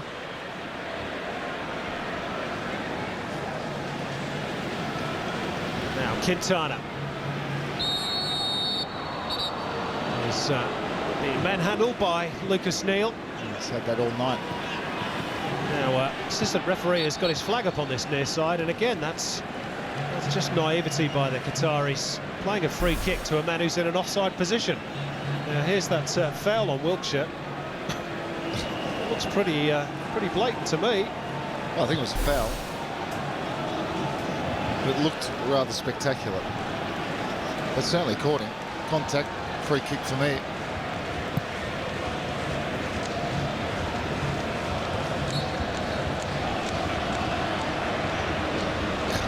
Got a nudge from Josh Kennedy and Kone there, the central defender for Qatar, and Kone turning to the referee and says he's been doing it all night. Well, Kone's probably happy he doesn't come up against Josh Kennedy every week because he's completely dominated him. Yeah, I'm not sure they have a player of Kennedy's type in the Q League. Was Craig Moore tripped? Apparently not.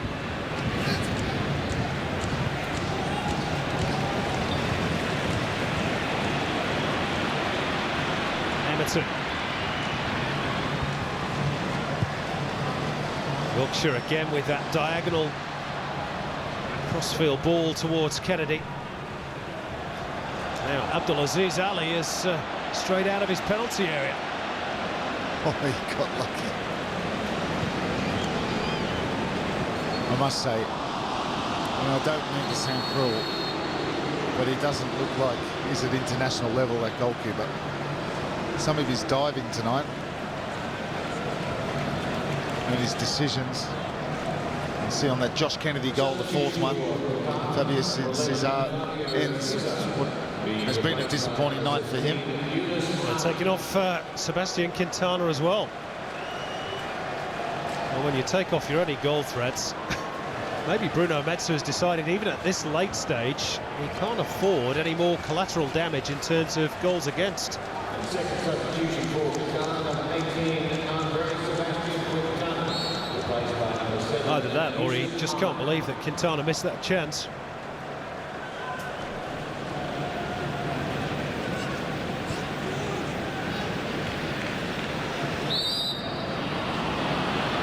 Well, a foul this time by Brett Holman on Talal Al-Blouchi.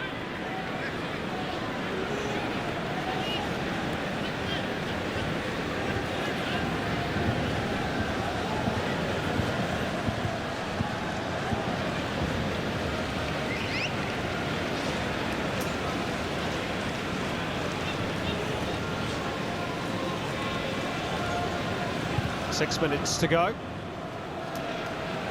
Australia about to head to the top of Group A.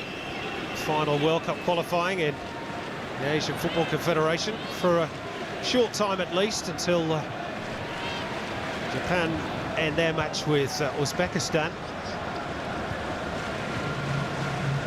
Of course, defeat in that one, Robbie, for Uzbekistan, and they could pretty much forget about South Africa.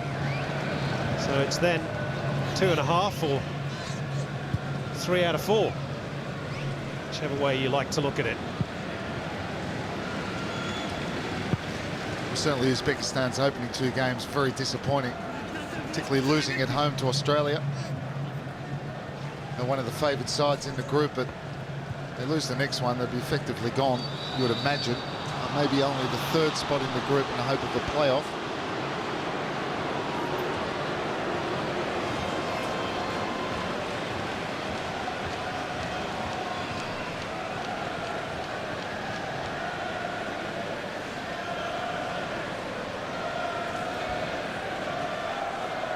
Mark Schwarzer still focused for his end of the bargain, which is keeping what would be his 23rd clean sheet. An Australian international.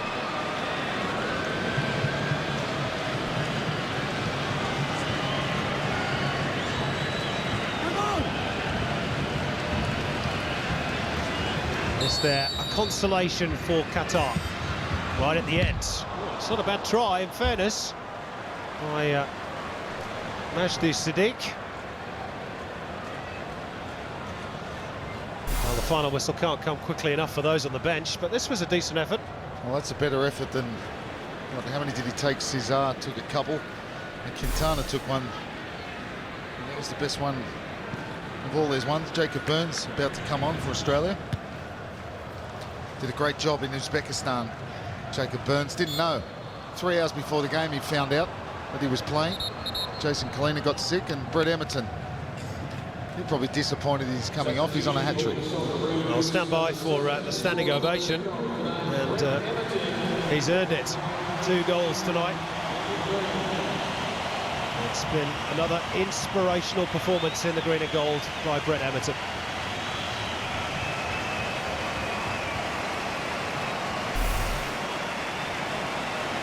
Well, here's his double tonight. The first from the penalty spot, of course. Keeper perhaps a bit unlucky, but this was just perfect timing, a smashing finish. Yeah, clinical. Excellent performance from Emo. Really is Mr. Consistency, and one of the key players. And I think which is there's about 5 or 6 of them in this Socceroo team, and he's certainly one of them. Yellow cards for Yunus Ahmed, who's only been off the bench himself a couple of minutes.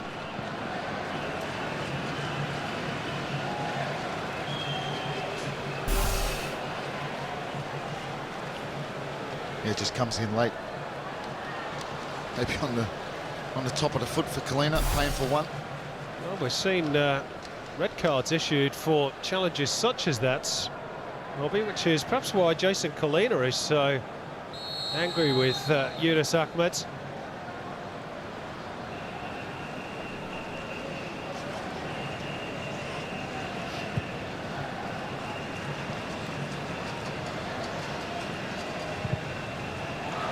the final 2 minutes.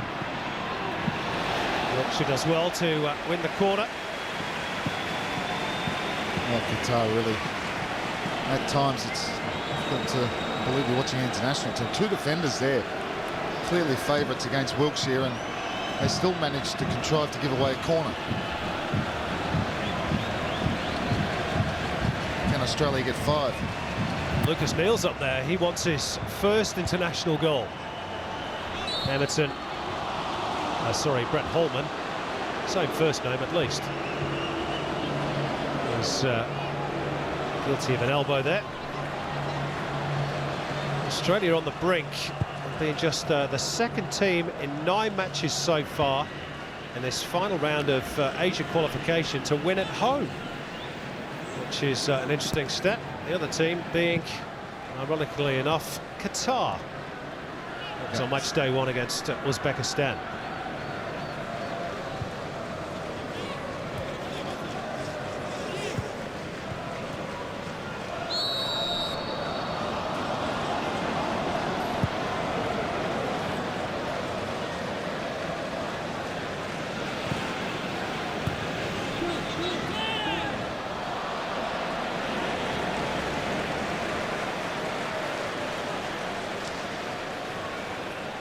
Well, it'll be a long trip back to the Middle East for Bruno Metsu and his team. Fourth official has just signalled that there'll be a minimum of 3 additional minutes. At least they'll travel in comfort though, Robbie. The Crown Prince is actually here tonight. He'll be flown back on his private jet, and he apparently is worth a cool $5 billion, or at least his dad is. Maybe we should ask them to invest in the A-League if it's good enough for England, good enough for Australia. Well, hopefully he's still worth that much after the stock market in the last few weeks. Not sure some of his players are. I don't know if they'll be on the jet after this display. Stojovski fouled right on the edge of the box. Yeah, good turn, clever turn from Stojovski, going one way, comes back with the outside of the foot, completely bamboozled. Was it Kone again? Hasn't had a happy night, Kone.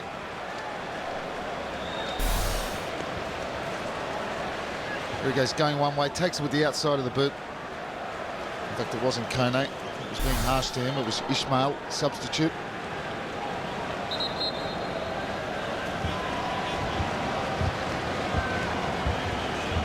Brett Holman, Jason Kalina and Tim Cahill, plus David Carney. All possibilities for this. Kalina's walked away. I bet you Edmonton would have loved to have been on now.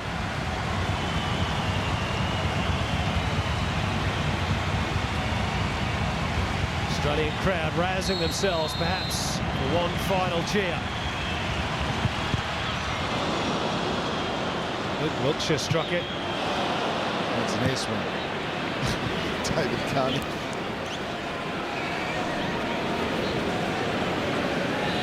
There's been 1 or 2 little niggles off the ball. Miller Stojovski, the latest to be rather annoyed by a physical confrontation. I suppose their pride is hurting the Qataris. At least at times in this second period they've shown it.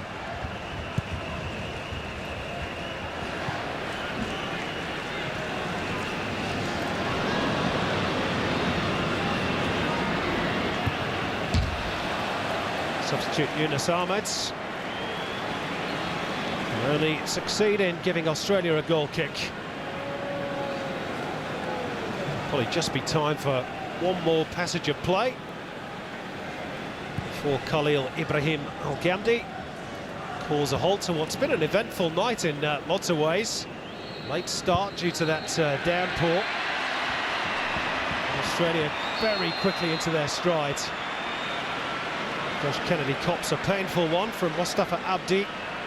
Yeah, they killed off the game early, didn't they? 2 quick early goals, as was the case when they played in Melbourne last February. Goal in the 9th and 17th minutes. It was a poor start from Qatar, and it's, to be honest, it's really got better. Very, very ordinary display from them.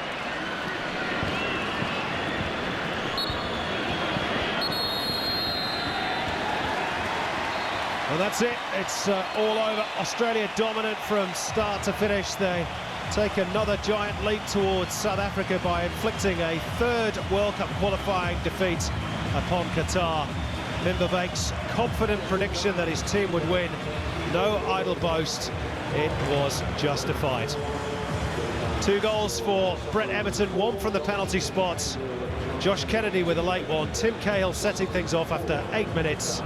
And the final scoreline in Brisbane reads Australia 4, Qatar 0.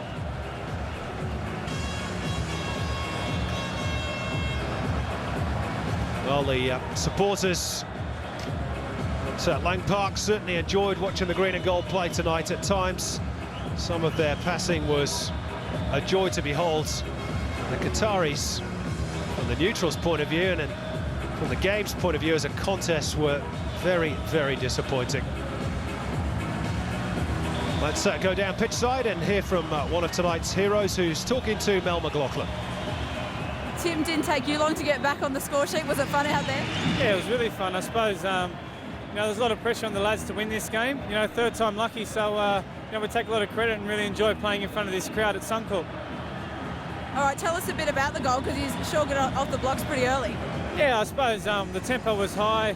you know, we wanted to go out there and really put them under pressure because, you know, complacency could have set in and they could have had a chance. But, you know, as a flick on, I just wanted to finish it, and I think you have to finish things like that to win games like this.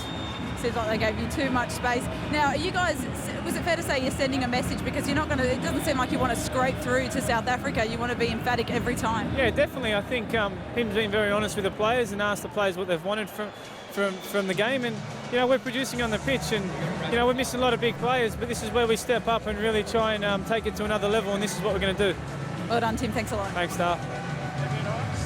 Yeah, it's great to see Tim Cahill back, and of course he talked about strength in depth, and there's still the likes of Harry Kewell and Mark Bresciano, Vince Grella, Carl Valeri, maybe even Mark Viduka at some stage to come back.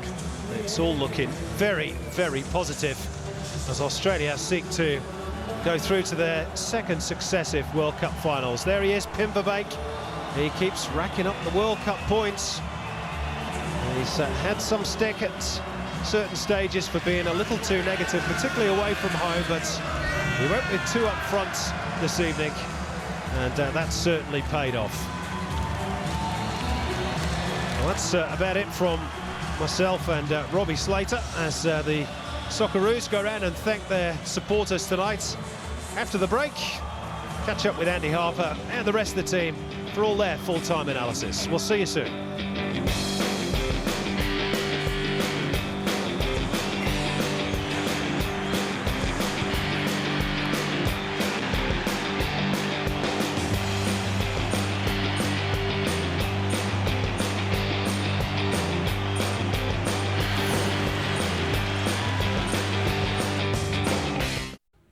Craig, was it nice to be back in the fold?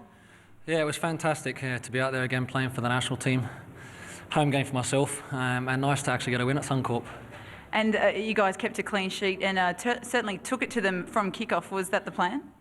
Very much so. It's very important, home games, that you start in a positive manner. We managed to do that and get a couple of goals. And then likewise in the second half it was important as well, because 2-0 can be a dangerous score if the other team gets a goal. So it was important that we then pushed on, and it was nice we got the goals at the right times. You seem to be a little bit frustrated at times with a few little niggles on the field. What's your take on what went on out there? I mean, it's one of those things where you're never going to be happy with every decision that's made out there. You know, but there's one referee out there and he makes all the decisions, and you need to go along with that. And what about the week? Has it been an enjoyable one? Because everyone it seemed a lot of fun on the field today. Yeah, very much so. It's always fun when you're winning games, but it was a fantastic week. The boys worked really hard, and it's nice then that you get that result at the end of it all. All right, Craig, just finally, are you here for the long haul until South Africa? Yeah, I would like to be. You know, I put my hand up for selection again. It's nice to get out there and play for the national team again, and hopefully I can go for a little bit longer, yeah. All right, welcome back, Craig. Nice to have you back. Thanks, Mel. Cheers. Now, we knew, of course, from the start that if you score an early goal, like we did again, that it should make ourselves a much easier game. The goal was great, of course, Timmy, and that was a great start. And then the second one, of course, was very important also. So overall, that made it much easier for ourselves, and I think we deserved that. We played a very good game. Did the weather and the delay to kick off alter your tactics at all? No, I think we are more experienced. Our players are more experienced, especially the older boys in the locker room before we went out, because the warming up was, of course, terrible. It was more or less no warming up. So you need to keep the concentration immediately high. And when you have such an experienced players like Lucas and Craig and Schwarzer, they kept the team awake. And they did a great job in the locker room before we went out. And yeah, then the other team probably had not seen so much rain in years, I think. The quality of your passing tonight at times was sublime. That must have pleased you as well.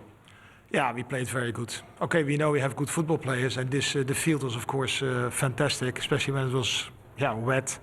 For our players, it was a great field, fantastic stadium, great support. So we can be very happy with the 4-0. Coaches, I know, though, always look for negatives, things to improve upon. Come on, fill us in. What were the little things that you noticed that you weren't happy about tonight? Yeah, we still give 2 chances away, isn't it? No, it's always easy to look for that, but I thought to look for the circumstances. I think the boys, again, team did very well. Also the players who were coming into the team made it easy for ourselves. Great game. I think everybody must be very pleased with this result. I think everybody is, but now the tough bit. 2 away games, Bahrain, Japan, and perhaps a battle with 1 or 2 club coaches to get players released as well. Which teams? Bahrain and Japan that you play, but they're of course outside the FIFA international window. Yeah. Okay. But this is perfect that you have 2 games, 6 points, and that gives a lot of confidence. You see how big our squad is. If you still see how many players we missed today, and they will be back the next time. Probably there will other players injured or suspended, and no, this gives a lot of confidence. We can go to Bahrain with a lot of confidence and try to pick out the 3 points over there. Well done, Pim. How's the national anthem learning coming along? I have it on paper, but I start learning it when we are absolutely 100% sure. Good on you, Pim. Thanks a lot. You're welcome.